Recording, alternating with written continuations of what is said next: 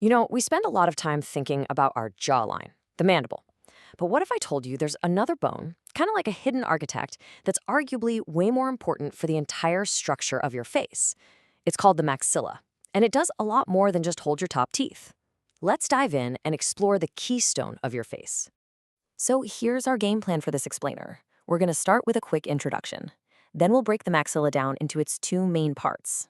After that, we'll take a really detailed look at its body, explore the four arms that connect it to everything else, and finally, we'll uncover the hidden chamber that's tucked away inside it, the maxillary air sinus. All right, so let's get properly acquainted. What exactly is the maxilla, and where does this piece fit into the big puzzle of our skull? Well, if you look right here, you'll see the maxilla isn't just one solid bone. It's actually two. They meet and fuse right down the center of our face, and that little seam is called the intermaxillary suture. These two halves come together to form our entire upper jaw, which actually makes them the second largest bones in the face, right after the mandible, or lower jaw.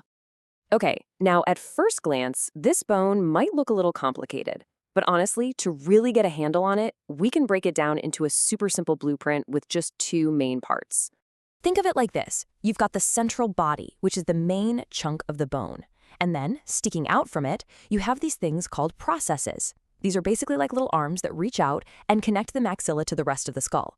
Let's start with the body, and then we can check out where all those connecting arms go. And this picture here shows that idea perfectly. That central mass, that's the body. And all those extensions shooting off of it, those are the processes. They're like bridges that connect the maxilla to your forehead, your cheekbones, and even the roof of your mouth. It's a real central hub.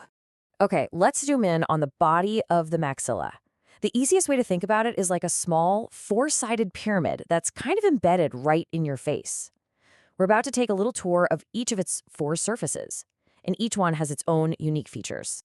So we're going to be looking at it from all angles, from the front, which is the anterior surface, from the back, the infratemporal surface, from the top, the orbital surface, and from the side that faces your nose, which is the nasal surface.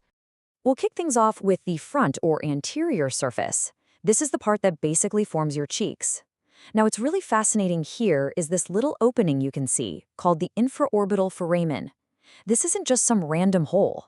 It's a super important passageway for nerves and blood vessels to travel through, giving feeling and blood supply to your upper lip, your cheek, and the side of your nose. Now, let's spin the bone around to see its back side. This surface is a bit more rugged, and it curves inward. Its main job is to create the front wall of a really complex and important space that's tucked away behind your cheek, called the infratemporal fossa. Now, if we look down from the top, we see this smooth, triangular orbital surface, and its job is incredibly important. It forms the floor of your eye socket. Yeah, your eyeball literally rests right on the surface. And you see that little groove? That's the infraorbital groove, which is just a channel for those same nerves and vessels we saw a minute ago. And for our last surface on this little tour, we turn to the side that faces your nose, the nasal surface. It helps form the wall of your nasal cavity.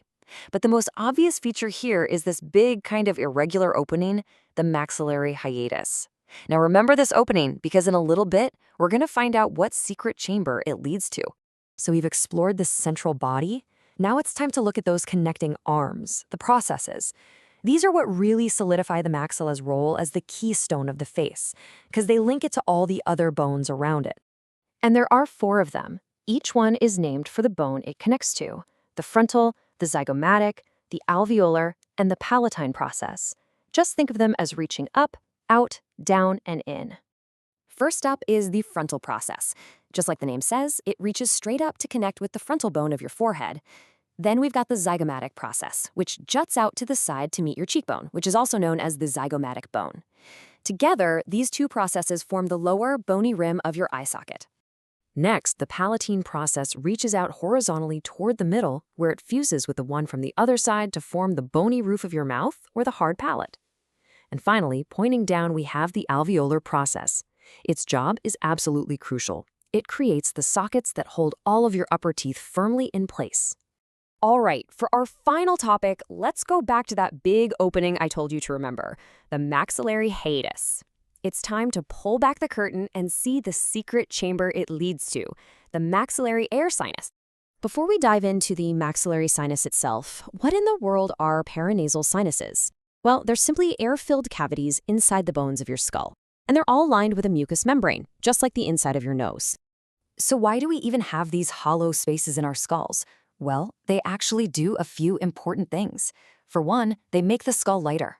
They also act like resonating chambers that affect how our voice sounds, and they help warm up and moisten the air we breathe.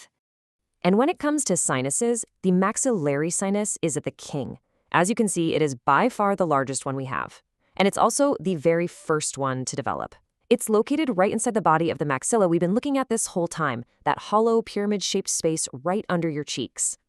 And this is where all this anatomy becomes very, very real for a lot of us. If you've ever had that miserable, intense pressure in your cheeks when you have a cold, you have felt your maxillary sinuses. It's called sinusitis. It happens when the lining of that sinus gets all inflamed, and the whole cavity, which should be full of air, fills up with fluid instead, just like you can see in this X-ray. So when you really think about it, from forming the floor of our eyes to the roof of our mouths, and even housing those sinuses that can make us feel so awful, the maxilla truly is the architectural keystone of our face. It's the central piece connecting everything together. Which leads me to one last question for you. If the maxilla is the keystone, what bone do you think is the most complex one in the entire skull?